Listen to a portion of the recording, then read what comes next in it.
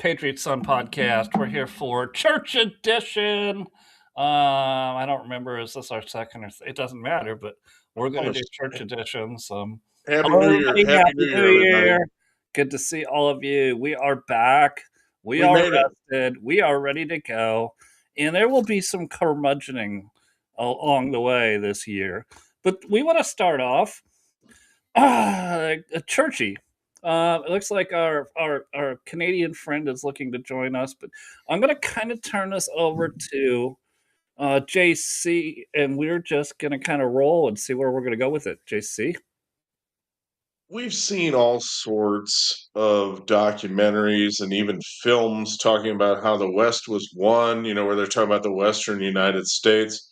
But globally, what about Western civilization? You hear about Western civilization all the time now. In fact, and I've always been partial to the explanation that Western civilization was a fusion of Greek rationalism, Roman order, and Jewish sacrifice. The idea, the modern axis of Western civilization is Athens, Rome, Jerusalem. I don't think that's controversial, but at the same time, I've always rejected the idea that a bunch of Romans, after getting sacked by the Germans, for however long, because the Germans really liked how their girls looked, and kept storming down from the north, suddenly discovered Socrates or something like that, and that's how the Enlightenment started. I don't think that's true. I do think the Western Enlightenment started with a certain individual, and you may not like the name that I put out because it isn't Jesus Christ or St. Paul or anybody like that. It's Machiavelli. Okay. And Machiavelli, who wrote The Prince, he was an Italian. He was obviously a noble. And his idea was, hey, we've got all the information we need, might makes right. Why don't we just go do it? Why are we enslaved by the Catholic Church to accept all these edicts from on high? Why don't we chart our own course, and why don't we govern ourselves? So you're saying Machiavelli was a Protestant? I think that he lit the flame of the Enlightenment because he asked people to reject authority and use their own brain. And in other words, let's decide how we're going to be governed. Let's decide what we're going to do. Let's decide the course for humanity. Obviously, Luther threw a lot of logs on the fire, and the Catholics didn't respond to Machiavelli very well. I mean, they're about, right, Edward? They're about communitarianism and everything else, and they wanted to keep things pretty much as they were. Now, as a sidebar, in the midst of that, the Hagia Sophia over there in Byzantium was under attack from the Turkish hordes as they continue to try to take Constantinople and make it Istanbul. And all it would have taken was one flotilla from Rome to go over there and set things right. But son of a gun, it just didn't happen, And Edward, we might add that to the list of things that we think Catholics should have done to help. All right. But Machiavelli did that. Now, at the same time, everybody sits there and looks at, what was it? Is the Enlightenment the thing that sparked the West on its current course, or why are we so off course? Why in the world did Nietzsche think that there's no God and we should replace it with whatever it is we're following? And I actually think the answer is something that I've always held dear: the scientific method. I think the scientific method itself made us high on our own supply. and we fell victim to the whole Tower of Babel syndrome, where ye shall be as gods. You'll be your own gods because you're going to figure this out and you're going to dominate the natural world with all the great discoveries that you're making. This has always been blamed on the Industrial Revolution, but I don't think the Industrial Revolution is to blame. I think it's the science, which kind of ties into our other podcast show, Yeah. and culminated in 2020 with I am the science, and therefore you shall bend the knee and listen to me. Well, That's I just see I see where you're going. I'm trying to because I just don't have enough historical knowledge of Bible verses to tie this into what I believe to be becoming gods of men, which is what you're describing. That yes. men are becoming gods of men, or trying to become gods of men by using the science. I can summarize it for you. You don't need a Bible verse. It's called the sin of pride, isn't it, Edward? Well put. You couldn't get any more exact or precise than just that. And you know what? While you were talking about One that, of the seven deadlies, right? Yeah, yeah. yeah.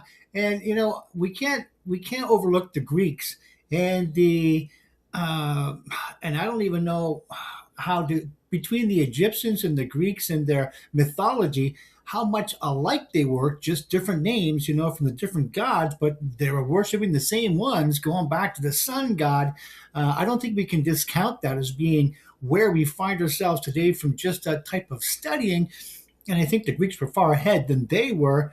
Actually, I was quite impressed by them. So yeah, I think that a lot of that enlightenment, I think, came from them. Strangely enough, never mind the Byzantine Empire we're just talking about. Important, yes. Yeah, that was when it comes down to Constantinople and that cartoon from Bugs Bunny, that song that comes out of there. I laugh at that when you mentioned that because it's so true. You say Constantinople, I say I forget the name of it's called. Istanbul. Istanbul. Istanbul. Because it's so funny. Bullshit. Yeah, that's Yeah, what it is. Istanbul bullshit. and I Well, forget. I want to recognize Paul because I see he put on his Jesus hair for the costume today. Where are you at in this Jesus hair? So, well, I gotta say, I'm my. Although I don't discount what you're saying, I put a lot of stock in because I was raised in it. And if you were out in the rural areas, the church was your social life, and it certainly was Absolutely. for me in Texas when I was a small child. And as we saw And Paul, industrialization and urbanization, go ahead. if I may interrupt, you're talking about the Catholic Church, right? No, Baptist. No, I'm No? talking about Okay. religion in general. Yeah. All right, fair enough.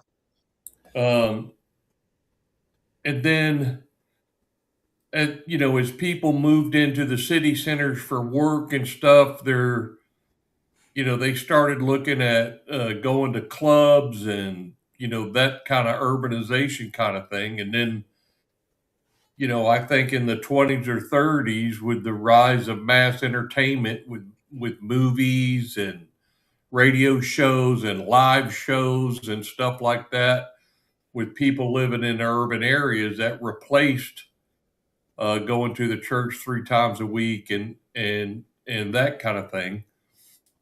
And then I think post World War II, with that huge suburbanization, where all these outlying uh, neighborhoods fed the cities and stuff like that. Now, so then you had, your country clubs and The community that kind of pickleball thing. court. There were all these distractions, I'll call them, that kind of turned Right. people So away from you're not saying turned them we, away, we, but we, it we, just we just said, hey, we don't need your church. We'll build other communities. We'll build yeah, pagan communities. We don't.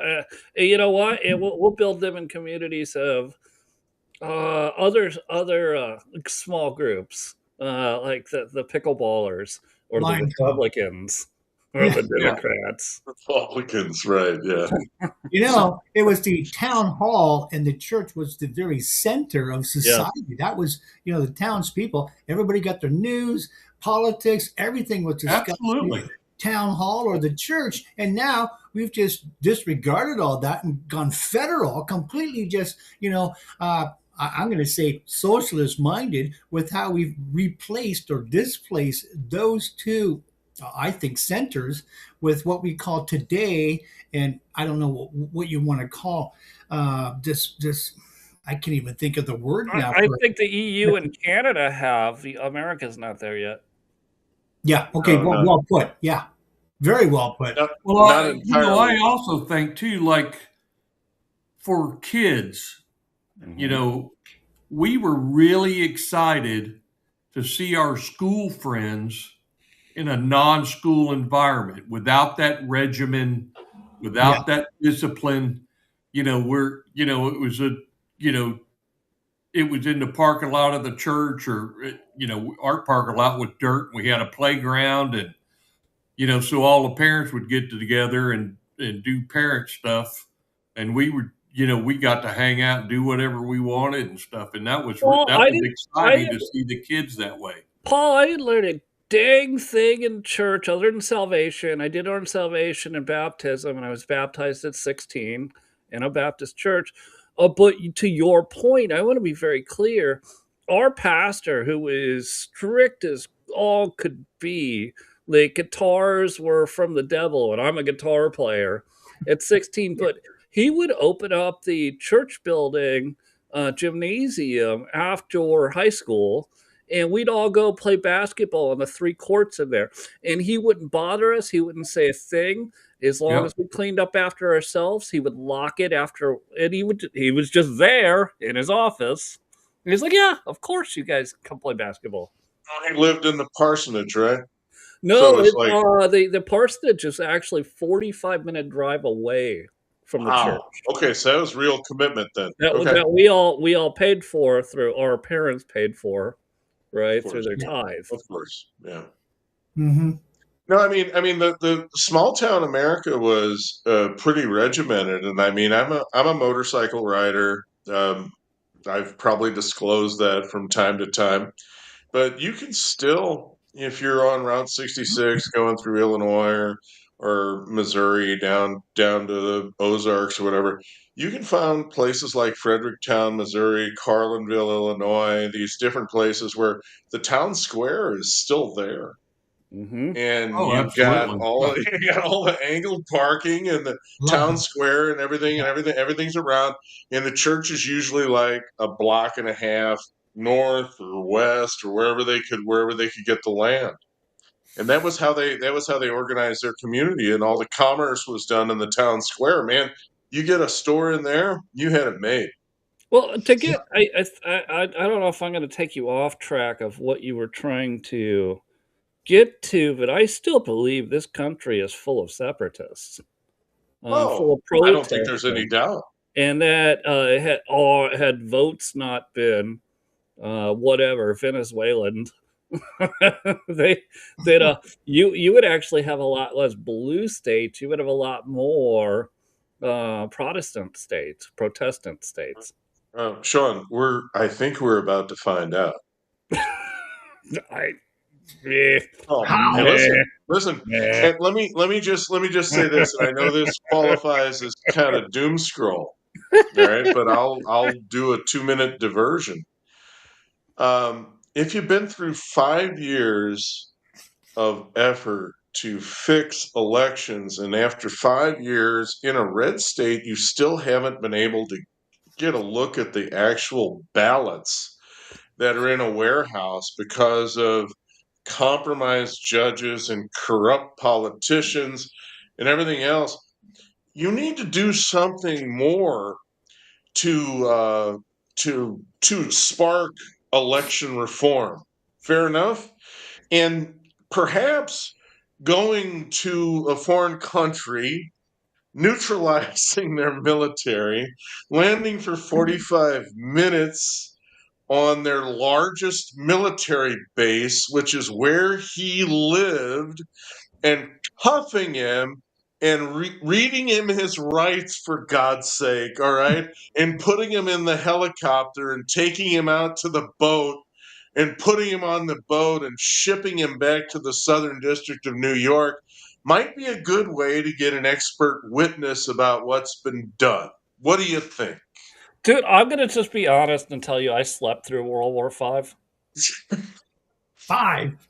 What? Yeah, well, 4. We already had 4, Or whatever right? it was. I know we already had 3, right? Yeah, we had 3 and 4. I slept through 5. I really I did. I woke up and I was like, oh shit, cool, we won World War V.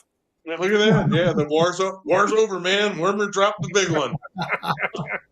You know, I still can't believe, speaking of the doom scroll you brought up, the backlash that is occurring through different countries around the world, including the one I'm in now. The Maduro thing, you got to give them back. Oh my gosh, they're just.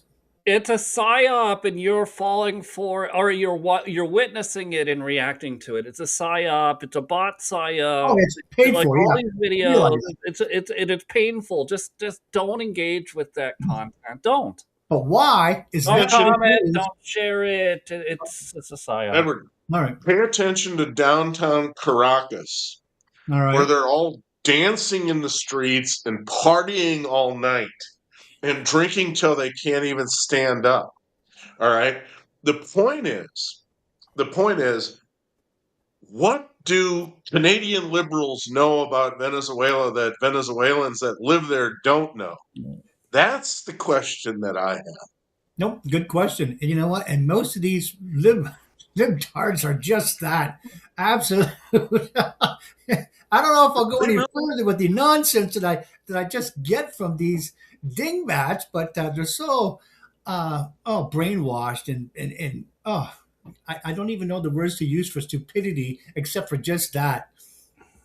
Watched the video of what was going on, and I actually felt a little pang of jealousy because in another life I'd like to come back as Paul, because I'd like to be part of the that went in there and ripped that bastard out of his room, put him in cuffs, and of course they read him his rights because we got to have due process, and then stick him on the chopper and get him the fuck out of there. Dude, it was mild compared to what Barack Hussein Obama did, or what Trump did in his first term. In his first term, with a bunch of dogs and robots, when he blew a wall apart, and this dude's just like, holy shit! There's 8 Belgian Malamutes and fucking 3 robots coming to kill me. Coming down the cave.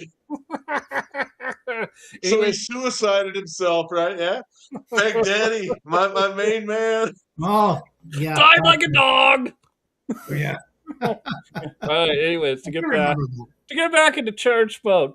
Right. We can either go to I want to move towards either the original separatists or Western Protestants in a whole. So if we can kind of reset there as opposed to doom scroll, because we've got Monday, Tuesday, and Friday to doom scroll.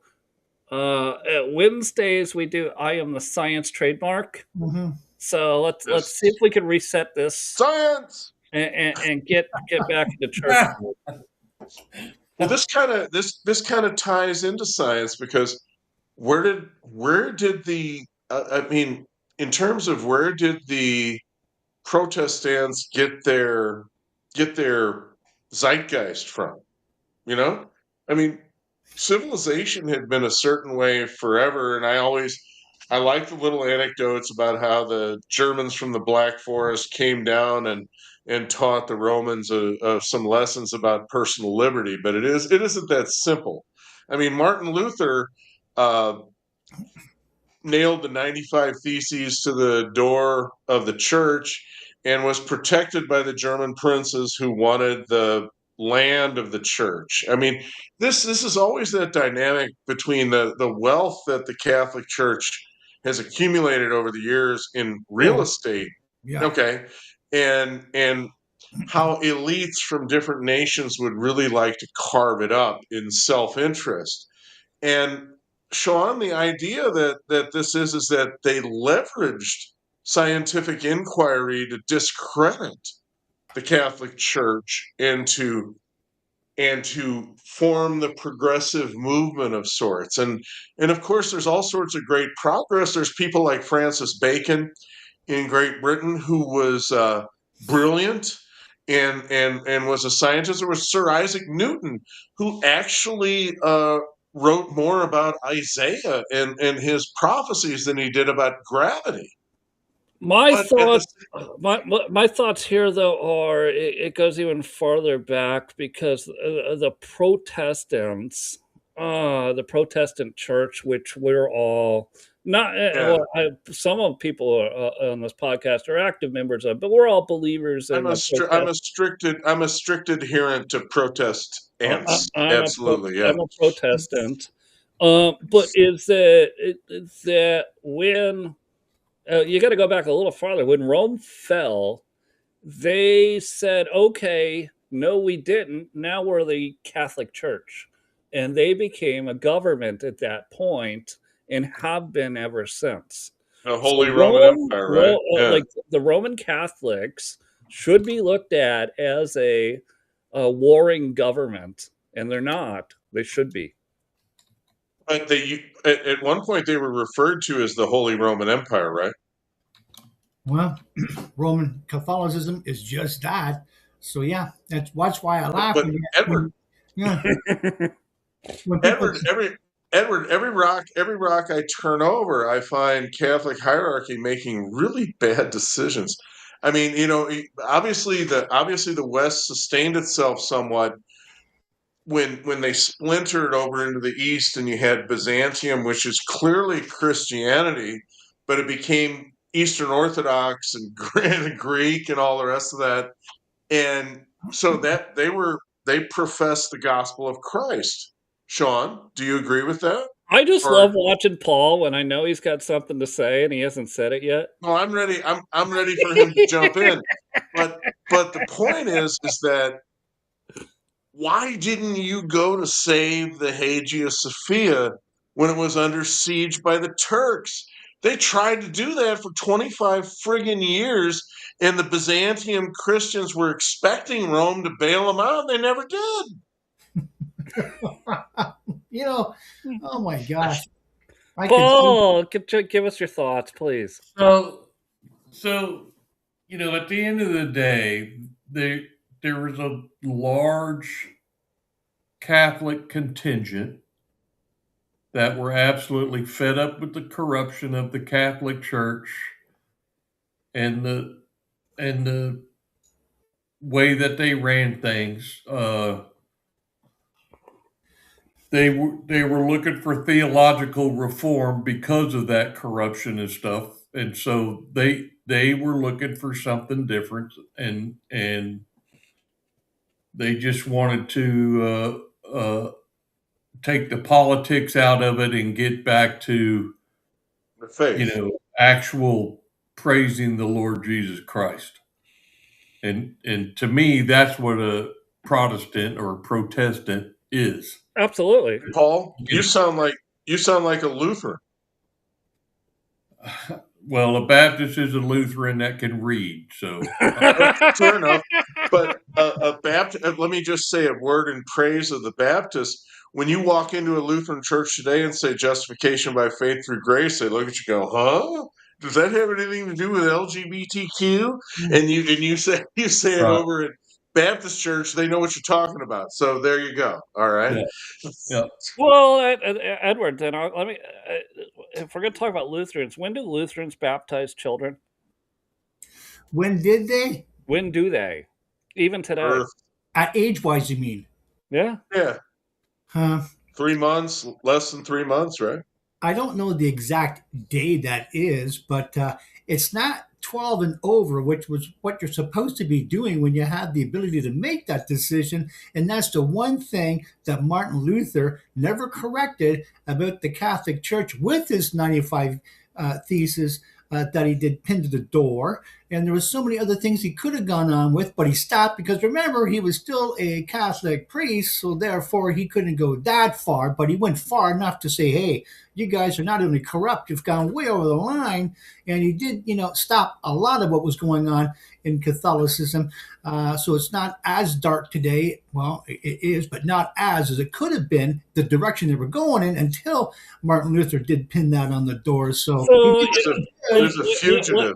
Well, I'm going here. I'm going here for a specific reason, but so when should a Christian be baptized? I got to go with Jewish law and say 12 years. Well, that was because parents were responsible for their kids until they hit 12 years of age. So if they did something wrong, the parents are the ones that got. I want an answer from everyone on this. So All right. we'll just do round robin. 12. So we had a child in our church today get baptized, and it was her idea. She wanted to do it. And she had even met with the pastor. They had a great little conversation, and she decided she wanted to do it, and she just turned 9 years old. And I'm good with it.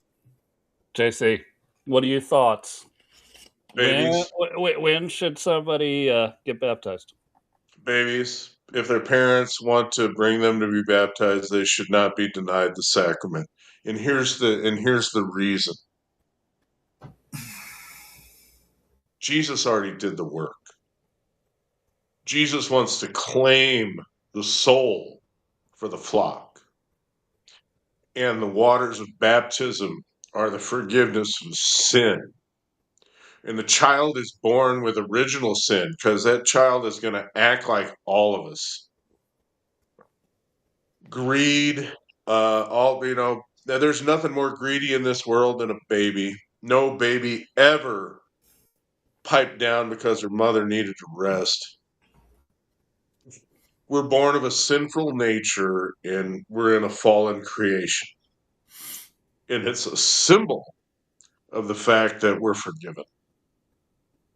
Symbol, yeah. I like it. So here's where I'm going to come from, that I believe baptism should become when whatever age that human being can recognize what they're doing and recognize what they're asking of God to wash away the old body and restore as new into the Christian faith. And that being said, I saw two really interesting stories that have just lit up the internet over the last week. First, Scott Adams, at the very end of his life, is looking into converting. Second, which people are just being rude as shit about, is an OnlyFans girl who also made the decision to say, God, forgive me of my sins, wash them away from me, let me rise anew, baptized in the blood of Christ. And she's, I don't know, in her mid-20s. And the comments I've made on the internet about this specific girl was God heard her if she was sincere. If this is part of her, if this was part of her OnlyFans, her internet, kingdom of making money, God just ignored her. But if this was sincere, God heard her, and everyone's like, "There's no way God heard that whore." Yes, he did. She probably didn't even charge God the $6.99, right? Well, dude, I get everybody's going that. Everybody's got that was all against it, right? They're like, well, look how imperfect she is. Well, look, we're doing this. Sean, I agree with you, but I am the curmudgeon. I have to uphold my standard. All right. We're doing this space on Sundays, not every Sunday, but on Sundays, and the whole point I want to get back to on that, what I said, baptism is important, and I think it should be done when a human realizes why they need to be baptized, why they want to be baptized, and we have four unique opinions on it on this show. But what I'm going to say is that where we're at in life is that we're doing a church on a Sunday on the internet, and we are disagreeing a little bit about it, but that we can have the conversation. We all come together and we have that talk, and I hope more people start joining in, and we'll bring more faces up. I think next Sunday we have a new face coming up that Paul's bringing, and it's gonna be fun. Excellent. You know, I don't know if Paul is going to jump in or not, but I gotta say, from everything that has been said so far, you still and you brought up a good story there, Sean, about whatever her name was. I can't remember, but you have to explain. I bet it why- was Candy. Was it Candy? I don't know. Oh, I think it was cinnamon. probably Of course it candy. was cinnamon. Uh, you have to explain why people want to get baptized for a second time. Something very few people want to talk about. Well, what don't you think the first time worked? Like we have to, talk about why. I was only baptized once. Were you Lots of baptized people- twice?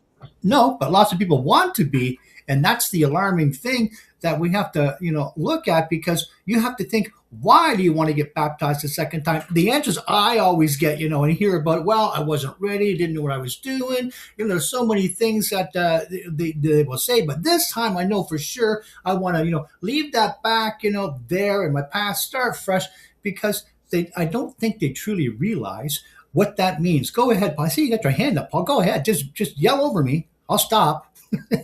Except for Jason. So it's been my experience that some people that I know, with some of these guys I work with and some of the guys, JC will tell you, some of the guys you ride bikes with and stuff, some of them feel like they've fallen so far away from Christ and the church and believing that they, out of all that stuff that you just said, start fresh is the key. They want to be they renewed. just- Their, alcoholism, drug abuse, whatever it is that led them away, and they've been away from the church for 10, 15, 20 years, and they feel obligated, not obligated, but they feel like if they were baptized again, it would renew their vows, so to speak. So Are we getting It's a public proclamation of faith for an adult or a teen to submit to a baptism, yeah, because it's like the human is meeting God on God's terms and on God's turf, and I totally understand it. And you could tell from my emotion, and I won't go long again, but the idea that God's already done the work, but the fact is, what's it gonna hurt? And of course you want to accept that, and it'll be freely given as many times as you want to do it. right. And that's right. Because God's done the work, but you haven't. Well, yeah. Right.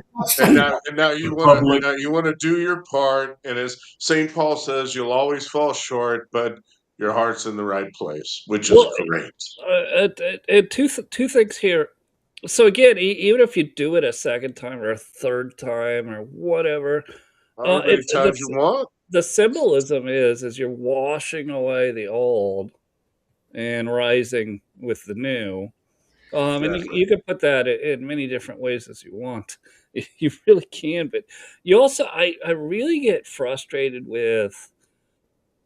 I'm not talking about the internet here specifically. I'm talking about people you just talk to in real life that think that Christians are supposed to be some sort of like walk on water style human beings.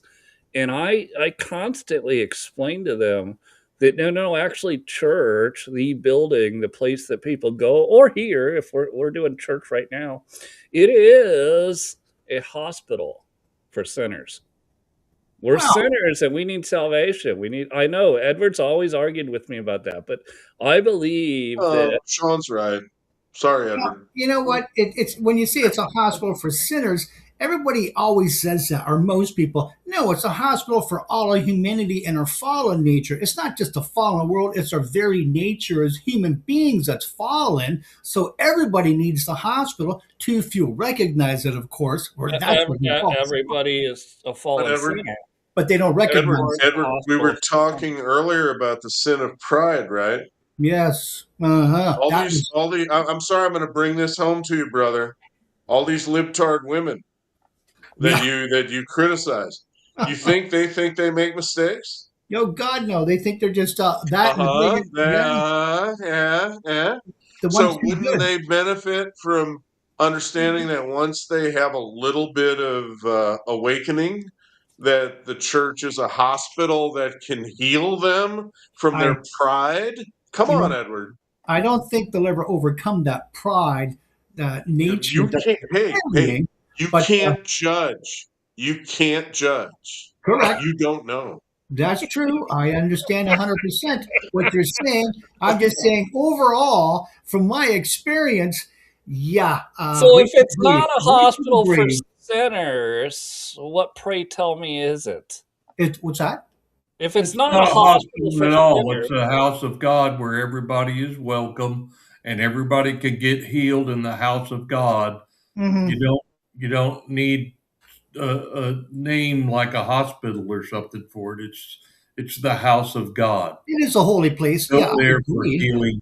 And I mean, if you want to call it a hospital, I guess you can, but good comparison. Yeah. And that's where you go to get healed. And that's where you go to receive the word. And that's where you go. Listen, to tie it together with 2020, until 2020, everybody thought the hospital was for healing. We now know different, don't we? Yeah, how about that? Funny, yeah. I want to bring up an important point. So I accept your point of view, Paul. I think you're onto something. There you go. And now that Paul's brought that up, I want to go back to what you said about the 9-year-old girl. Very good story. Love that.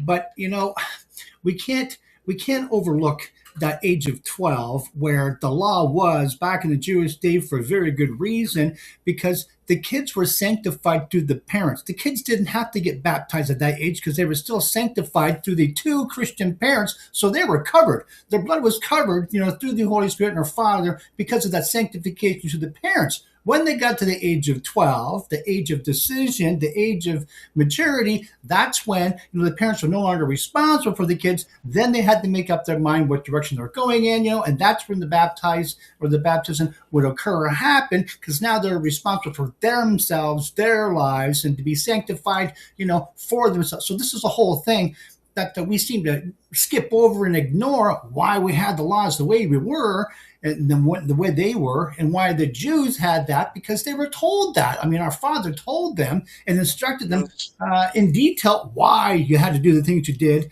and we don't carry the why up to current days. That's Edward. The Jews called it a bar mitzvah. What did they call it for the girls? The girls? I have no idea.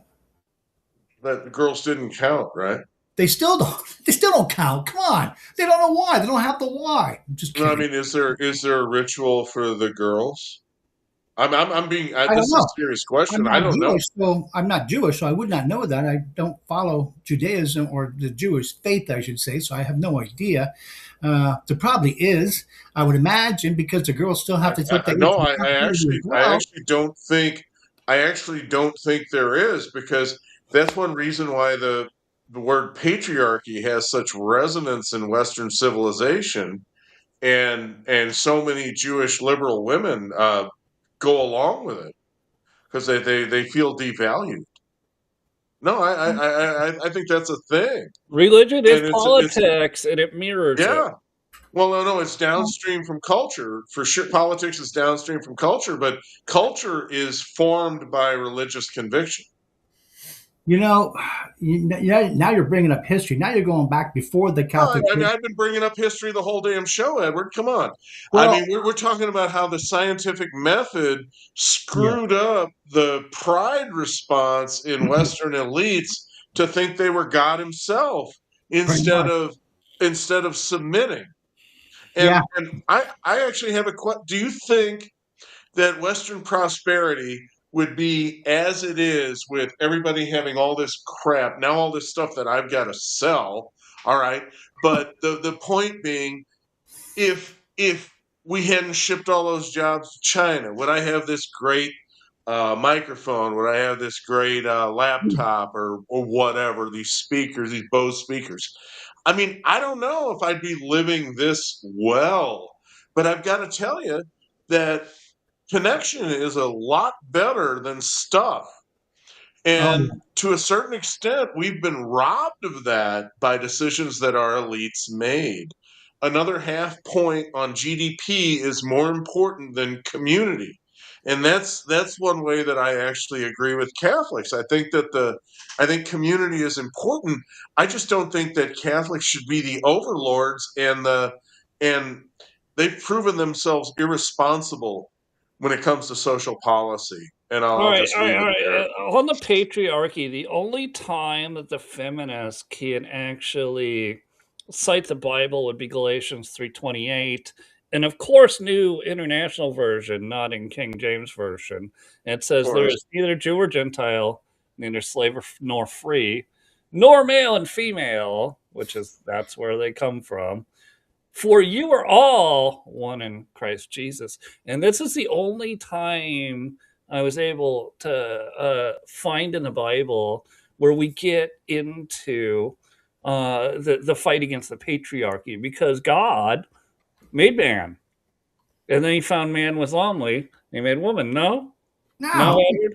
No, I mean, all the matriarch societies that we have, including the Catholic Church and the Italians, which drives me crazy with their mom and me and all this mother worshiping garbage. The patriarch is where we have to stand, because we are from the sun. And let's face it, man was created outside the garden, not in the garden. We were the first created for a very good reason. And then we got in the garden, and then the woman was come out of us in the garden. We were in the hood way before the garden occurred. People forget that. I think I said that. Wait. I said that, but now all of a sudden Edward's fired up. He's fired up. Let's go with fired up Edward. Well, I'm just saying, patriarchs is what we're supposed to be doing. And all you make a good point as far as the Galatians and blah, blah, blah, and all this stuff. Life through the Spirit, read Romans. Yeah, I get all that. But it still says, I'm here to fulfill the law, not to abolish it. We have responsibility of still living according to the law, under the law, as best we can. And grace will do the rest. That was the coolest thing ever. And what I was trying to say is that the feminists have one verse that they cherry picked from the Bible. I know, because they don't want to read the whole thing. And Edward's like, no, we're going to bring down fire, hell, and damnation. No, God, that was awesome. Because I hear that same thing, so often from so many groups, most of the feminist groups, because they've only read one verse of the Bible. They haven't read the whole thing. Well, one verse is more than they usually have. They usually ignore it entirely. But anyway, go ahead. Edward, we're going to have to. Can you resend that video that you sent me a couple weeks ago about the difference? The difference between NIV, NIL, or King James. That's a good video. We should play it on our next church space. You know what? I forgot to send that to you. I didn't even look for it after we talked. I just kind of hung up and went about my business. I know. We know what you did, Edward. You went back to the group chat and started flirting. It's okay. That's funny. It's funny you bring that up, Sean, because at our men's Bible study we have in the morning before the service, we've got a scheduled plan that we follow. We're in Genesis now. And so you read an excerpt and then you talk about it. And, somebody in the group will read the excerpt and somebody goes, wait, I got the NIV. Mine says, yeah, oh, wait, right.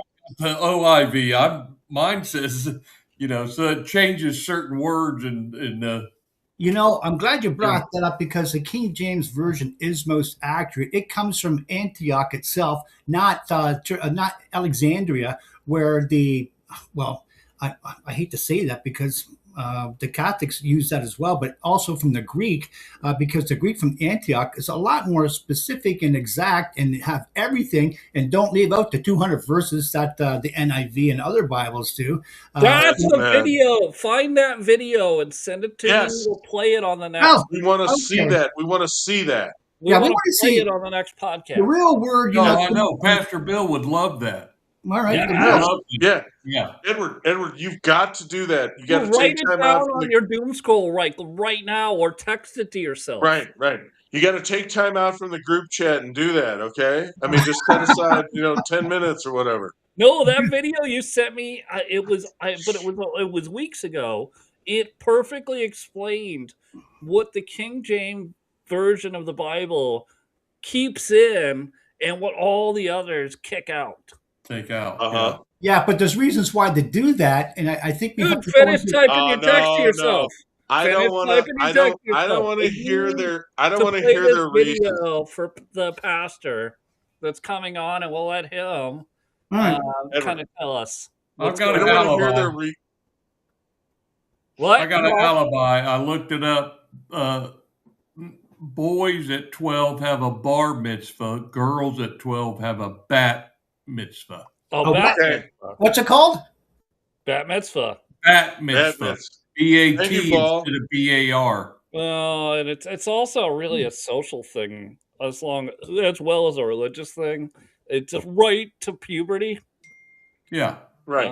So Well, I mean that's the whole idea is that you're willing to take on the duties of a man, and Yeah. at your bar mitzvah, that's the idea. You're no longer a child, And your and response. I'm glad to see. Yeah, I'm glad to see yeah, that it girls means- have. For the girls, it means daughter of the commandments. All right. No, thank you, Paul.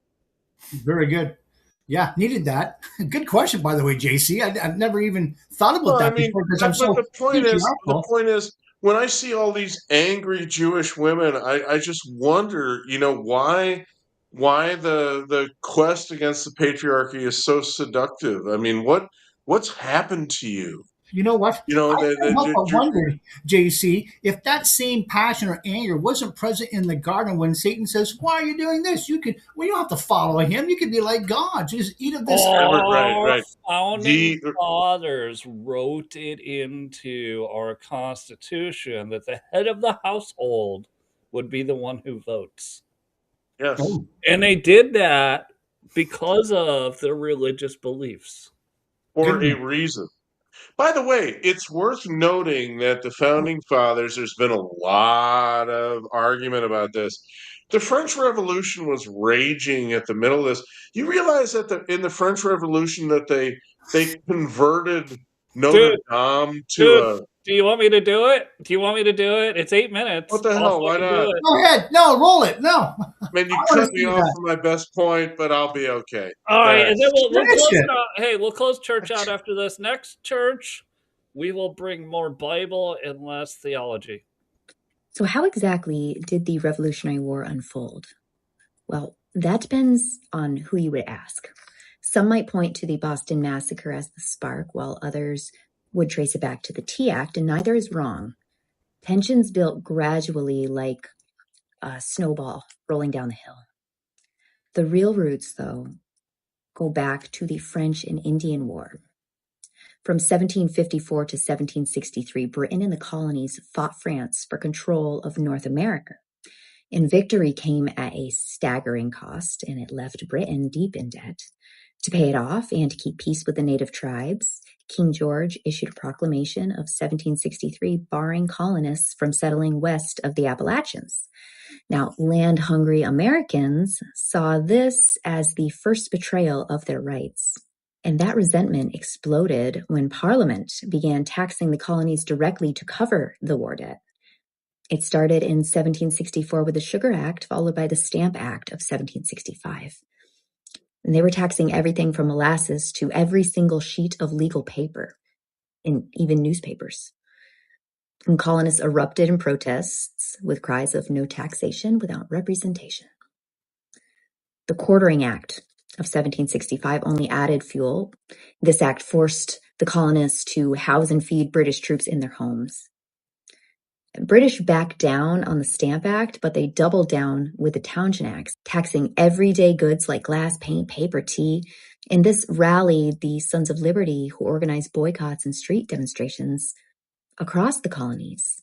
What was worse about this is, to prepare for the Townshend Acts, King George sent thousands of British troops to serve as a sort of police state in Massachusetts. And in the midst of that unrest, in February 1770, an 11-year-old boy named Christopher Cedar, or Christopher Snyder, was shot and killed by a customs informant named Ebenezer Richardson.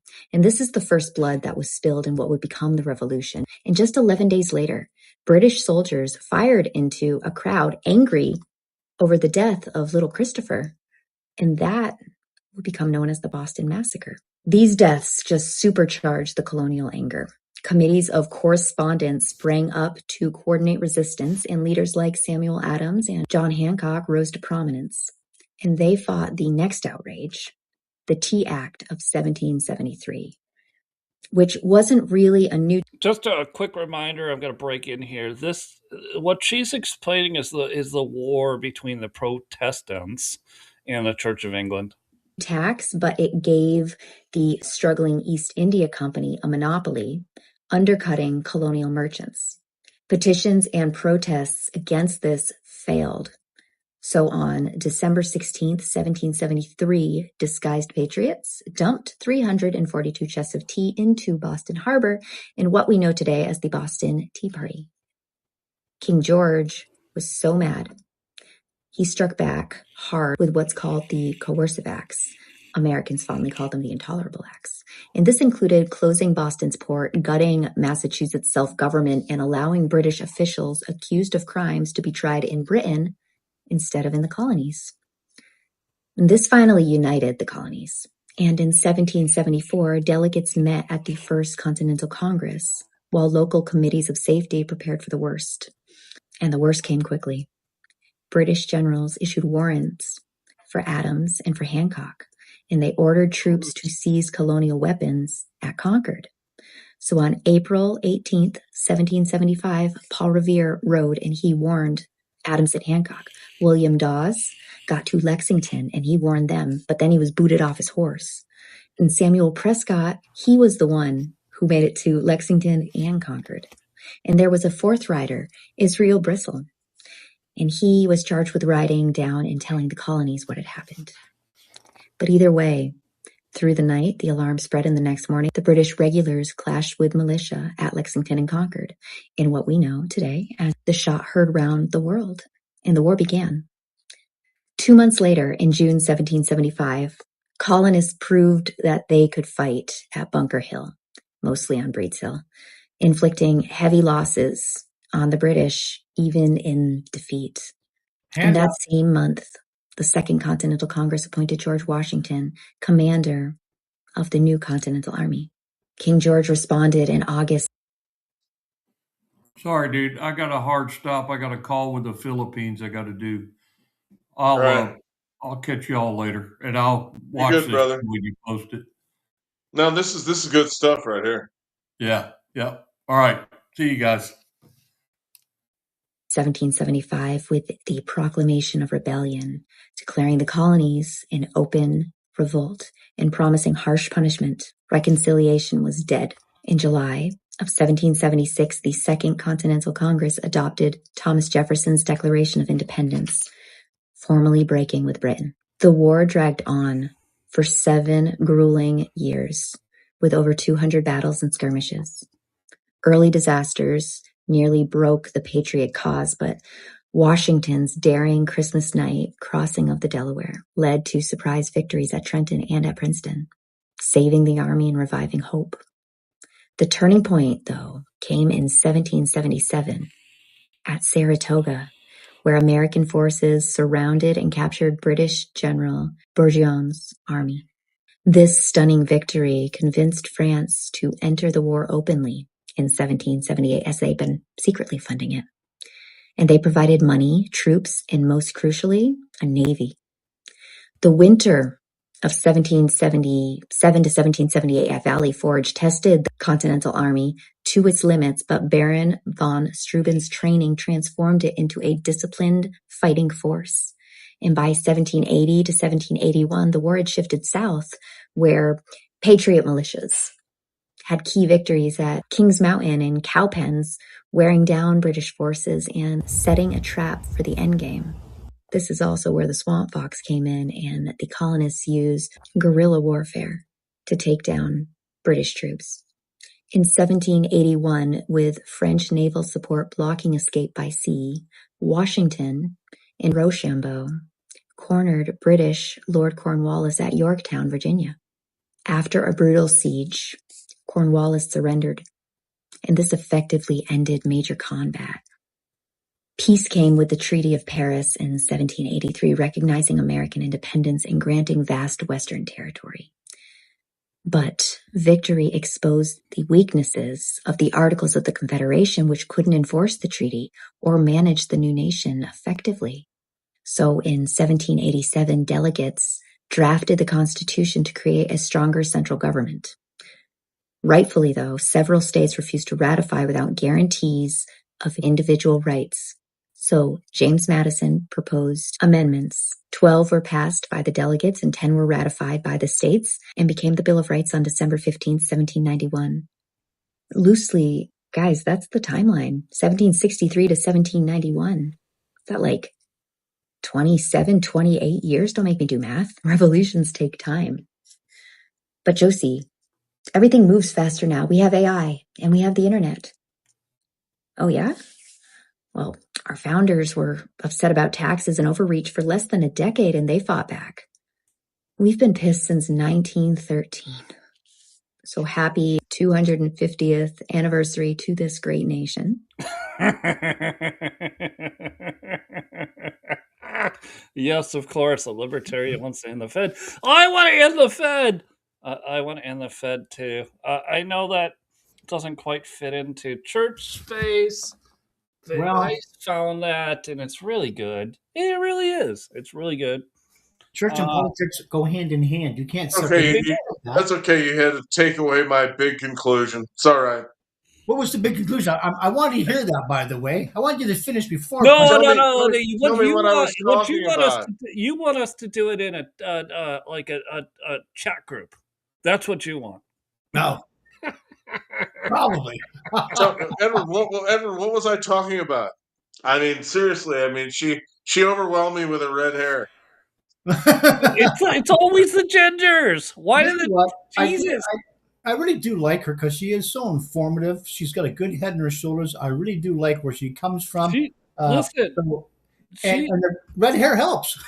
she's a libertarian in the true sense of limited government and but then you watch people like Thomas Massey and Rand Paul, and you're like, Stop.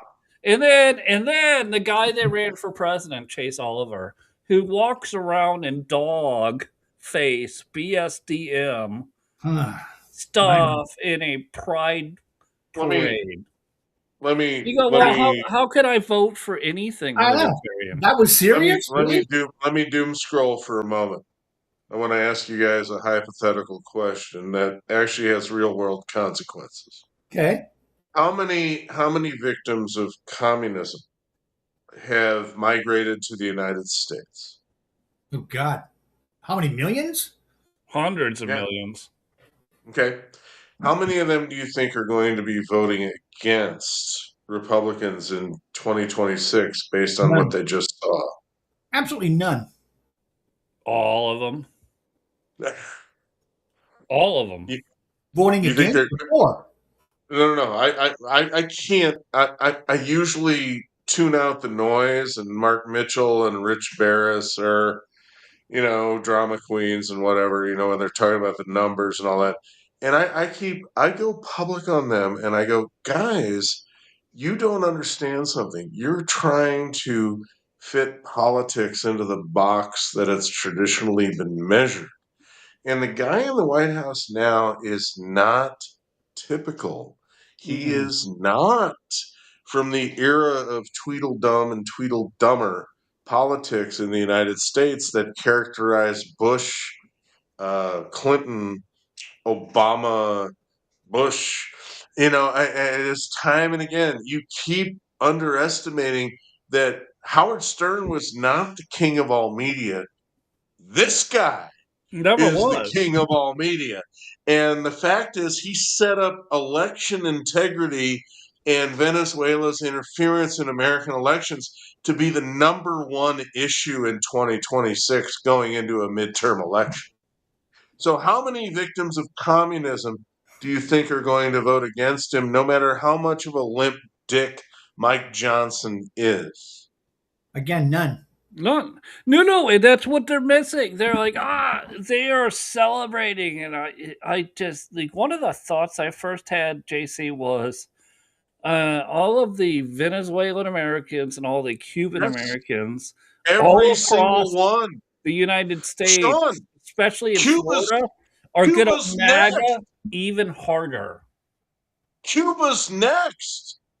I mean, they don't have any oil. Do you realize what this means? Yeah, they talked about that, and I can't wait. No, Well, they're going Marxist down. Obama opened up travel to Cuba, and I will tell you, one of my cousins who's he's both a Canadian and American citizen by birth. He was born in Canada. His parents were American. His brother was born in America because they lived just over the border from each other. He went to Cuba under Obama when it was, Obama's like, yeah, fuck yeah, go, let's go. And he took some incredible photos and videos of I'll them bet. living in the 1950s. Yeah. Their cars are 1950s and they're beautiful, but the because Chevy- they don't have new cars. They've got all the don't Chevy. They've got all the Chevy Bel Airs. Yeah, and they don't have new cars. of course not. They don't have it. How So could they make their really old cars beautiful, of course. Why wouldn't you? I mean, you see a guy Having driving a around choice. and it says the Taco Kid, and he's got all the trappings on his windshield, right? Well, By the way, I haven't heard much about Taco lately. About Trump always chickens out. Have you? What the hell? What the hell happened to that narrative? I have it, but Oh my also, God. when you look at Cuba, Can you imagine how the really leader of Cuba?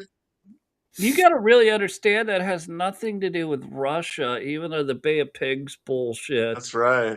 happened. It has nothing to do with Russia at Nothing. all. So just stop. It has to do with your communism. Stop your communism. We'll make you a territory. We'll give you fucking McDonald's.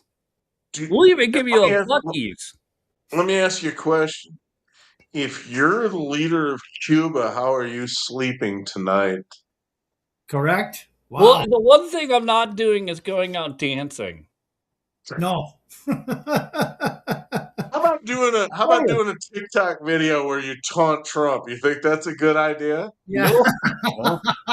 That was funny. I still love that video. Come on, good. Oh my God. How retarded you gotta be, when he told you specifically. Oh my gosh.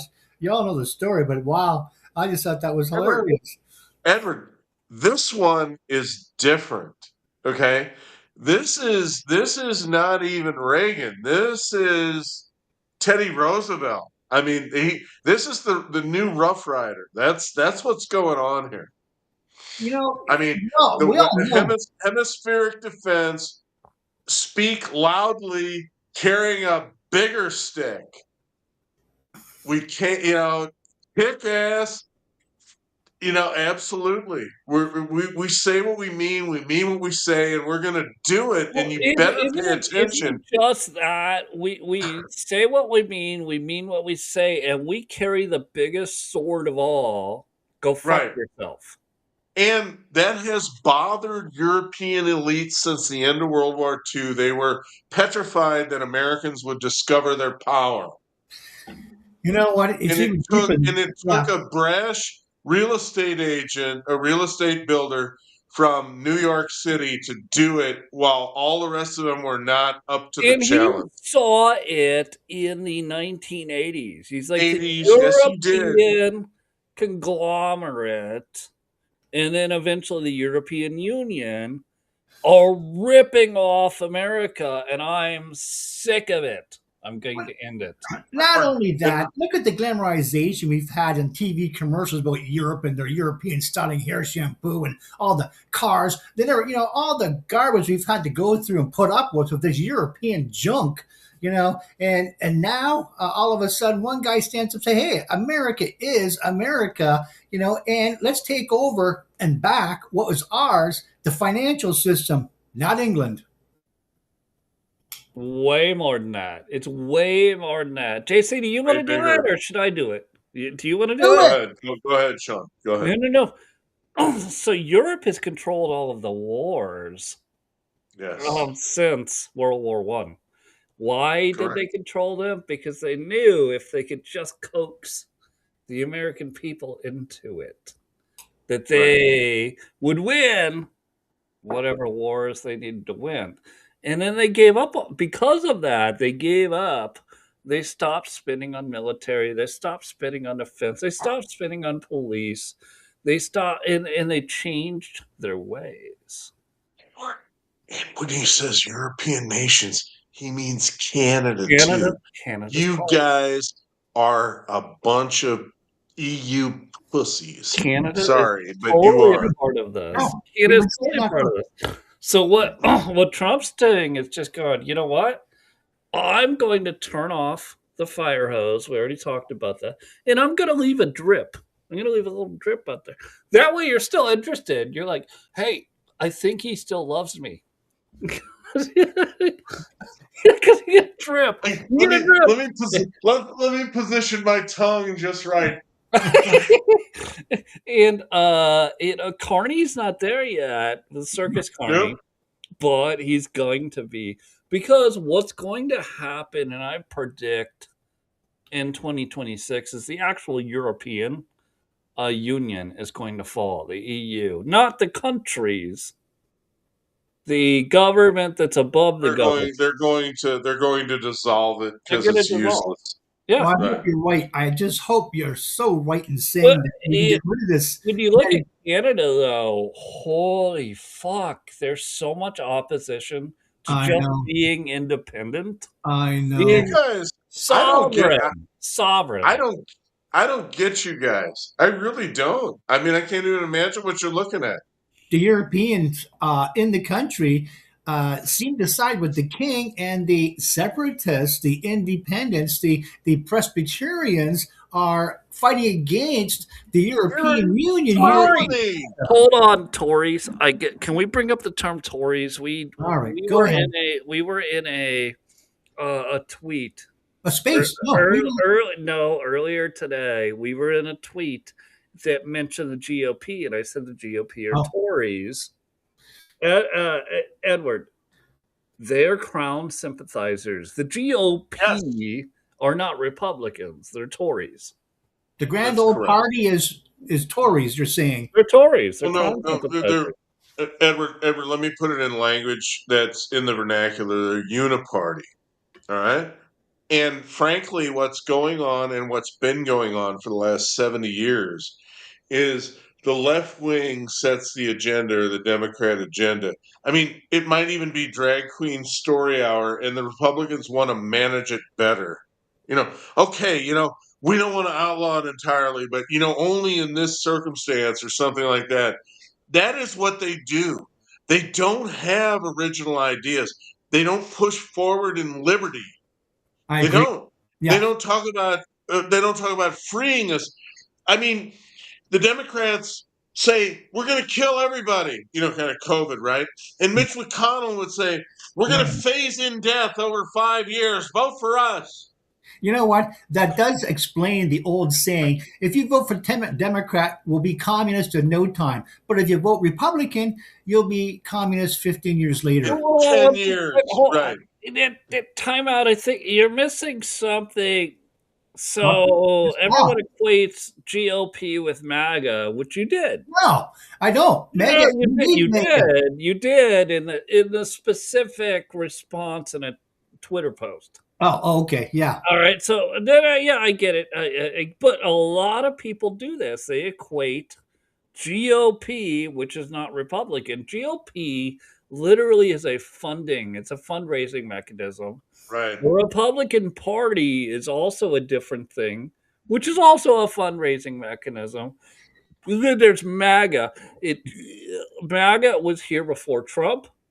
It will be here after Trump. After Trump. MAGA is a political movement. So the Yeah. three things are actually different. They just coincide in history, wrongfully spoken about. No, that's why So- Rush Limbaugh was so important in his address, saying, if Trump goes somewhere, says you're mega, you're not going anywhere. Trump may, but you're not. That's why I think Rush had such a very good. There we go. Yes, that's the guy. Yeah, The leader of the opposition, the Patriot Son podcast. Yes. So yeah, mega is a defining point party voice in America that was always overlooked. And I'm glad Trump, brought that to well, not just him, I should say the whole movement, even before him. MAGA is the Tea Party. Tea Party is the Protestants. Right. That's where we're at. And frankly, you can find them amongst the early Perot voters in the 90s. Yeah, Right. yeah. They're Reagan conservatives that really never bought Bush bullshit, and I'm one of them. Right? Not the Paul, even Ron voters, the Perot voters. To be very Right. specific about our libertarianism, there's a very distinct difference between Perot and the Pauls. Are you talking Ross Perot? Yeah. And Ross Perot? I like that Edward, guy. I voted for Ross Perot in '92. I would too, because I love that guy. I did not vote for CIA Bush, and I did not vote for Slick Willie. No way. I know Paul's off the cast, so I can call him that. But look, we can do that some other time. But the point is that Clinton was poll driven, which is better than most Democrats. Let me give him that. Yeah, Clinton was effective, and everyone's going to blame it on. Well, he had to. There was a Republican Congress. Yeah, but guess what? No, he didn't. Obama didn't. Obama didn't, and Biden didn't, and they would have had to also. So no, Clinton was better. And he had the power of veto. No, but he didn't use it. You mean as far as balancing the budget? Is that what you're talking about? I'm talking about anything. I'm talking about gays in the military. I'm talking about all of it. Oh, all right. Okay. Yeah. Affirmative. Yeah. I'm not don't get me wrong. I'm not a Bill Clinton fan. I like, how he operated, or did his job. But I'm not really a Bill Clinton fan at all. Still. You look, it's one of those things with, if you get into Bill Clinton, you can look at him as a terrible human being. But if you look at the results of his presidency, they were very successful. Yeah. I think so too. Absolutely. Capital gains tax cut really worked once we offshored all the jobs to China. It worked out great. That's kind of what we were. That kind of goes back to the whole scientific method that we were talking about earlier. Didn't that get a major boost before from the Reagan administration? And everybody swoons in the Republican Party about Reagan. And I go, you know what? He had a couple of major flaws that you miss. No. Not perfect at all. He did mass amnesty. Second, he's like, hey, China, do you want to take all our fucking jobs?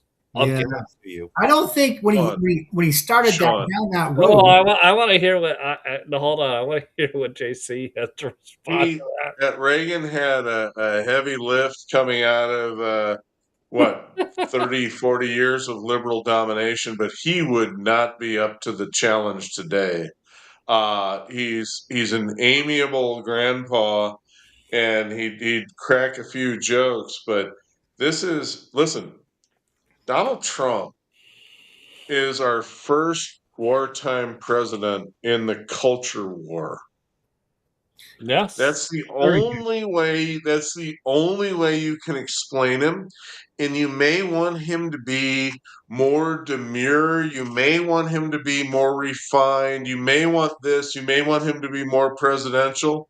But all I can tell you is the same thing that Lincoln said about Grant, who was a drunk. And you know what Roosevelt said about Patton, who absolutely was guilty of conduct unbecoming of an officer. Lincoln said about Grant, I can't spare this man. He fights. Good one. That's where we're at. And you saw an example of it this morning. What a gift. I A true there fighter. isn't any, listen, going back to the Iran hostage crisis with Carter. Can you Yeah. imagine the headline that the media would have had for Carter if he'd gotten those hostages out of there like this? What was it, 1979? I can't remember now when that He was. shipped it ahead of my Mount Rushmore by noon. I mean, Right? I mean, come on, it's just laughable how bad they are. But at the same time, we gotta play with the hand we're dealt, and we needed him at this time, and I'm so glad they stole it because it gave him the opportunity to set it right now. So, as he famously says, let's see what happens. I think it gave it also a time to see. He didn't believe. I don't think he believed that the government would do that to him. No, Right? Yeah. He thought he would have 2 consecutive terms. And then all of a sudden he's like, what?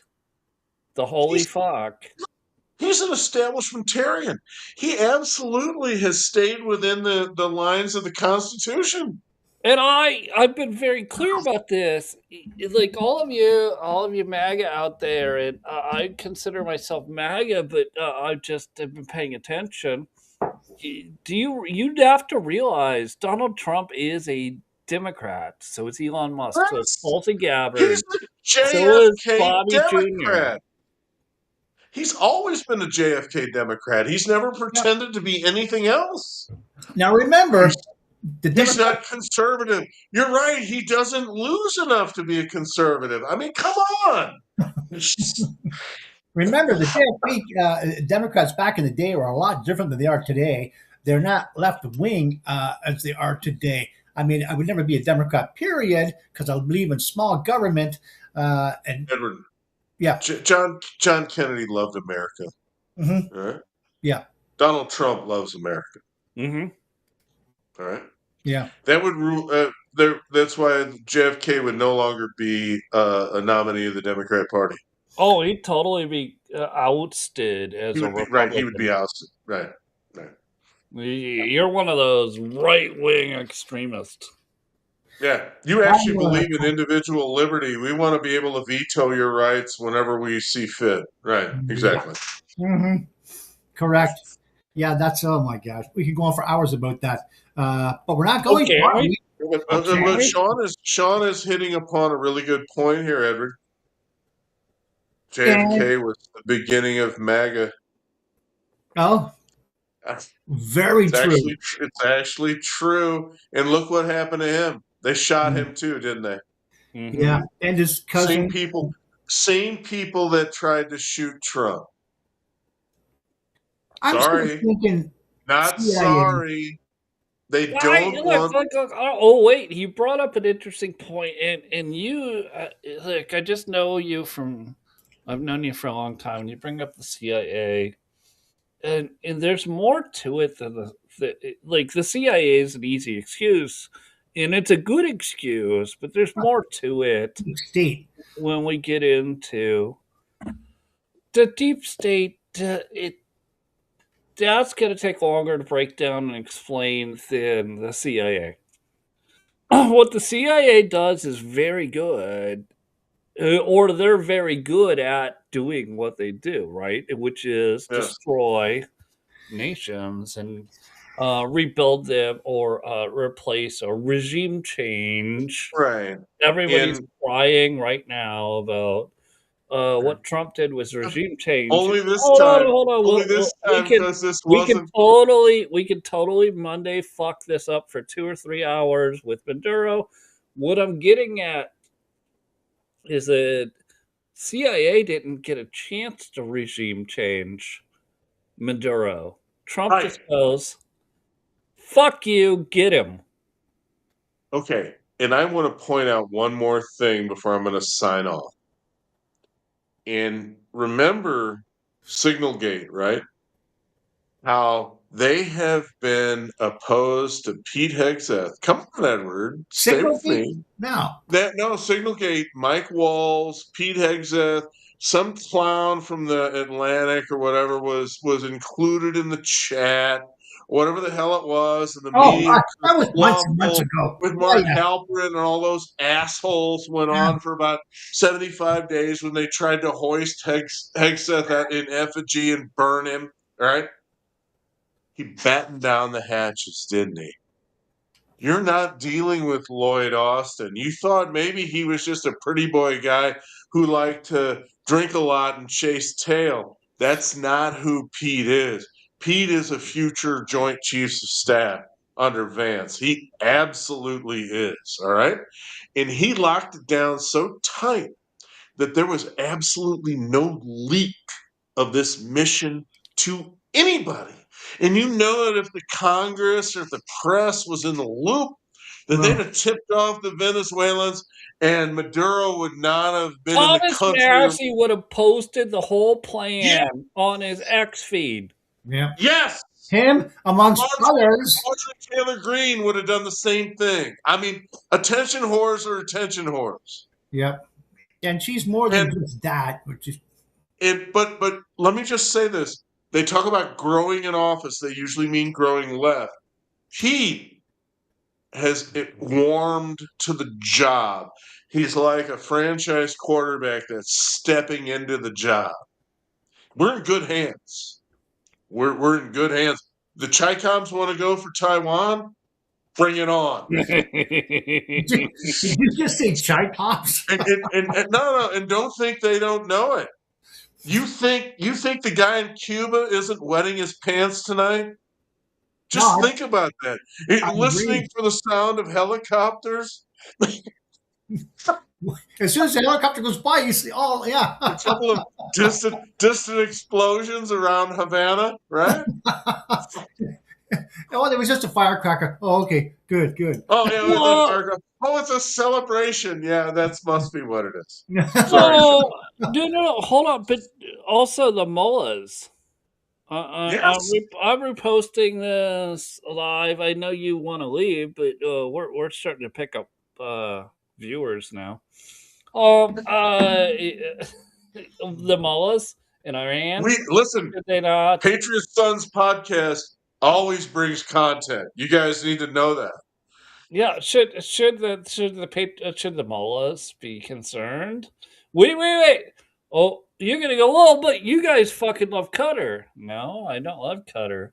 I just know Qatar hates the mullahs. If Qatar hates the mullahs, they're gonna take care of it for us with our US F-16s. Please tell us the mullahs. No idea.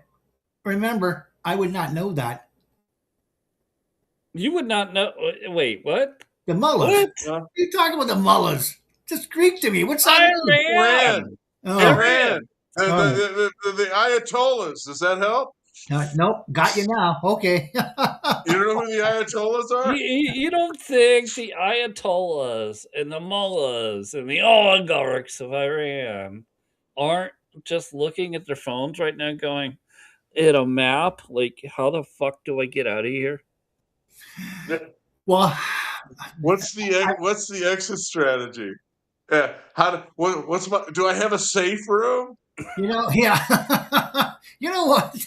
How come he's not going after Carnival Carney first? Please, get your priorities straight. We don't care. And yank this kid already. There's no Edward, need. There's no need, Edward. He is a Carnival I'll let you go. I'll let you go, JC. There's no need. Okay, why? I mean, if we're going to pick up another 100 followers in the next half hour, I can stay on. Hopefully we do. Right. Well, we'll be here tomorrow too. But you know All what? right. I think Cuba is a much better chance, besides going into Iran right now. I don't think it's going to happen. Why Actually- wait, I want to answer your question. Why is he not just taking Canada? Go He ahead. doesn't yeah. have to. Well, Why I know should that. First, he doesn't have All right. to. We all know that. No, it's going to fall on its There's own. no reason. There's literally no reason. Now, your country could make a plausible agreement on trade, and then we'd be talking. But there's literally no reason, because we already have military bases there. Well, What are you gonna do? Are you gonna tell Trump no, get out? No, You're no, not. why would we? You're not. And the- they're totally dependent on the EU defending them. Oh, And God. the EU, we already turned their money off. Yeah, and They're there's, not gonna they can't defend themselves, much less Canada. I know, and this is what I'm saying. How are they going to help us? And then I hear this talk about, now we've canceled all the F-35s. We got this stupid contract going back and forth about the Finnish. I don't even know what name they were. Now, some ridiculous, fighter jet that has American engines, all computer shut off switches by America again. I mean, how daft can you possibly be with these libtards that have no knowledge of anything whatsoever, but yet purporting, that's the best deal. Oh my God, the mental retardation from the leadership in this country. The Europeans, in other words, not the Canadians. We've had this fight with the Wait. So you're telling me there's Tories in Canada? Absolutely. Absolutely. We already know And that. Edward, that's I all. want to say they are ideological cousins. You heard Josie, the Queen of all Liberty, on the video earlier, talking about the winter at Valley Forge in 1778, right? Yeah. Do you realize that only 30 to 35% of the colonists were in on the revolution? And just over the hill in Valley Forge were Tories asleep warm in their beds, Did not know that. Yep. while those guys were all freezing to death.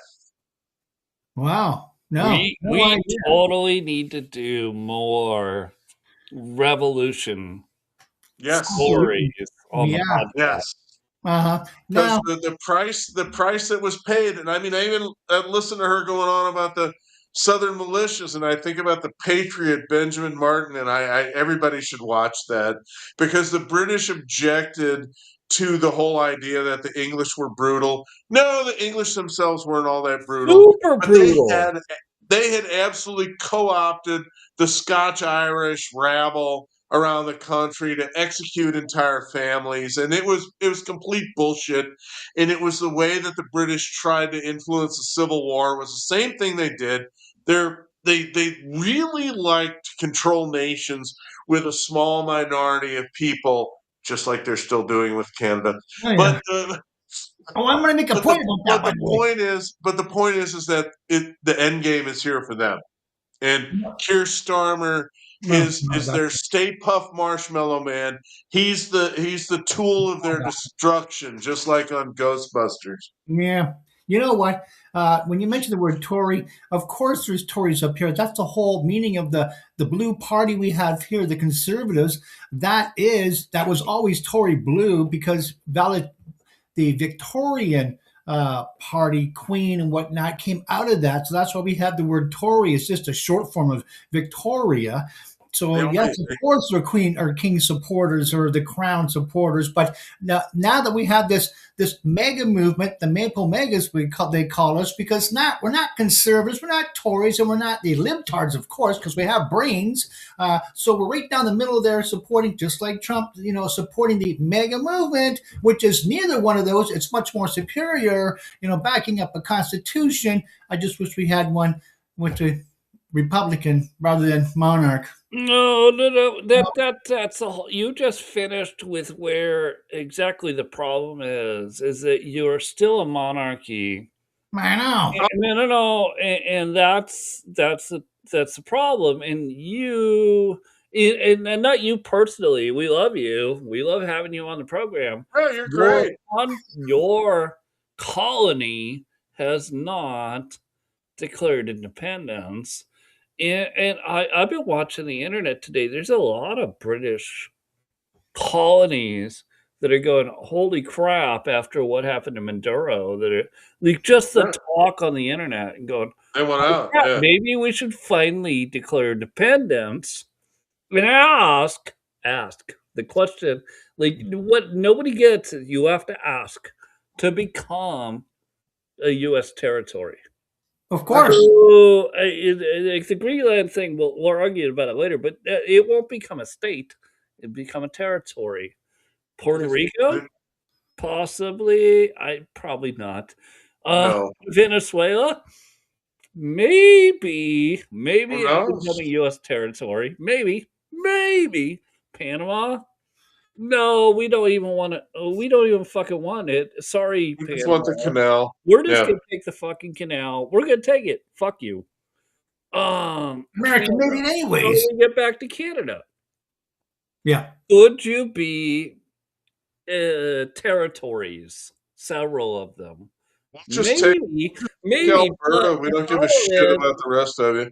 The problem is that like your government is just like fuck you. We'll win as they lose. Win what? I know. This is what the libtards actually think they have a case. You know, I'm thinking, for what? You think you're going to actually hurt America by dumping all the booze from America out and only selling Edward, there's 10 million of you. You know that, right? I know. All the rest are Right. foreigners. There's 8 million people in New York City, for Christ's sake. I mean, why are we even doing this? I know. And you know what? California's got a bigger population than all of Canada does. Just one state, you know, and so they think they can actually do some damage. It's not close. Shit, Yeah. Missouri almost does. Anyway, but I know. for what it's worth, yeah. Yeah, they're just idiots up here. I mean, you can't fight stupidity, and you can't fix it.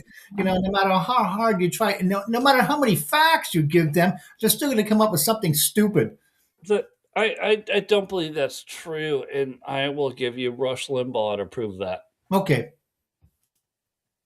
go ahead. No, I'm giving you Rush Limbaugh. Rush Limbaugh converted a gazillion people who would have been Bill Clinton Democrats, and he goes, no, he's close. You need to be Rush Limbaugh Republicans. He did it with humor, and he did it with grace and aplomb. A lot of humor. He was One of my it was favorites. a lot of humor. Mhm. Amazing humor. I mean, you don't know how many times during these podcasts that I want to break into a Rush parody. You know? Yeah. This ain't no Buddhist temple.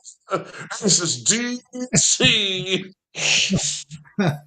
Yeah, one of my faves, you know, still miss the guy. Big hole left out there, you know, in broadcasting because he's gone.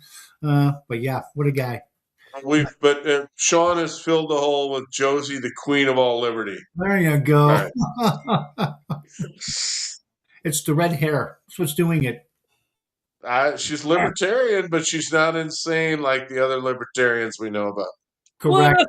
Right, and obviously Rush would have just been an ultimate no because she's libertarian. But like Edward, when you look at this, She thinks she's libertarian. well, she is a original libertarian, not like a Not Chase Democrat. Oliver. That No. we should trans our dogs. True. Libertarian. I know you're laughing, but what you get into with this is where is actually America at? And I would say they're mostly conservative, not libertarian, not Democrat, and totally not GOP. They're mostly No. conservative, and they're mostly Protestant conservative. There we are. There we have it. Right. Yeah, very well said. And I'm good with that. If that's the majority of America, I'm down with that. Let's become one country. Let's do it. Well, that is the majority, but but when people start shouting, they shy away from the truth. Yeah. They keep True. thinking that if they vote for this, that perhaps they'll calm down, and the answer is they never will. You Nope. just have to stand in the breach and deliver. Following human nature would say you're absolutely right. Well, this has been proven before in all kinds of different historical events. That's what I'm going by. But Absolutely. going back to tonight's topic, look what they've done to us with science. All right, and I'll Mhm. wrap up with this: the global warming scam. You know, the new ice age scam. The what Alar on apples, right? I mean, remember that one, the spotted owl, the environmentalist scam. That's science. I'm sorry, environmentalism is science. It is. And the fact is, here we go with, oh, there's going to be a pandemic or there's going to be this. Whatever happened to the bird flu? I think maybe Trump got elected, right? I mean, that might have been why we missed the lockdown on that one. Yeah. Folks, wake up. I know. Okay. Well, I we've been through a stem winder tonight, but we talked about how scientific inquiry and objective truth has been weaponized to subjugate. And you say, oh, you know, the Enlightenment, the Industrial Revolution had nothing to do with the Industrial Revolution. It had to do with the scientific method and the weaponization of it by government officials. Yeah, that sounds about right to me. And they're attempting to use it all the time to enslave us. And you need not only question it, but you need to resist. Viva la resistance. Isn't that what the Democrats were saying when Trump got elected the first time? You know, we're not going to follow. No. All right, you're superimposing the incorrect thing. We're going to resist the opposition. We're going to resist the empire. In that, like, empire, you need to be very clear when I say empire. We're going to resist the empire. Well, Trump is actually the freedom fighter, not the empire. But guys, here's what happened with all of these philosophers. Nietzsche said God is dead, and Western elites bought it and replaced God with left-wing ideology. That's worshiping government again. I agree. Uh-huh. And that's what's happening to us. And the counterattack may have begun this morning, but I'm always an optimist. Yeah. Well, I'm just You know hoping. what? I mean- If you guys look into the word curmudgeon, you can look it up on Wikipedia, look it up on ChatGPT, but then I recommend you actually look it up on Grok to understand the word curmudgeon. And once you truly understand the word curmudgeon, you will understand our podcast. Yes. Oh, well, I certainly understand JC more. No, just kidding. No one understands me, Edward. Remember the radio? Oh my I'm- gosh! Oh, Brother, I've given up on that. I got to tell you, my son is a good man. I'm done. You know, if I died tomorrow, I'm happy. It's okay. But the point is, I want the world to be better for him. Hey, Yeah. leave off the boat you don't even own. that's our There you go. that's our job to do that. By the Well, let's close way, this shit out, fellas. Hey, by the way, next Sunday, I already told you what we're gonna do. We're gonna do some more church and less theology. Theology is a very important part of the church, but theology is also the government of Oh, yes, it is. Oh, yes, it is.